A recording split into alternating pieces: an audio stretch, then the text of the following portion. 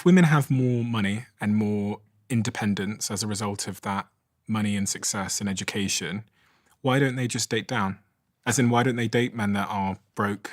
Right. Yeah. Well, we have inherited this mating psychology from our distant ancestors who were very much more reliant on men for things like provisioning, resource access, and even protection than what contemporary women need. And this is because throughout most of our evolutionary history, we spent our lives, having to be pregnant regularly, lactating, caring for young children, and we're very heavily dependent on the ability of our partner to gain access to things like food and the other resources that we're not able to get access to when we are, very pregnant or dealing with young children.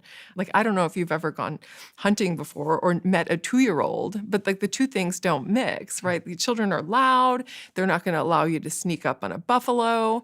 It's not an ideal situation for women. So women historically have been very dependent on men for resources. And we've inherited that brain because over the course of evolutionary history, women who would have placed an emphasis on choosing partners who have these kinds of qualities, they would have been more likely to have surviving offspring who then passed that tendency or that preference onto their offspring, who'd pass that preference down to their offspring. And so contemporary human women, even though we're able to gain access to resources of our own, we still have that preference, right? We've inherited that preference from our successful ancestors because women who had that preference would have performed better than women who didn't pay attention to that sort of thing.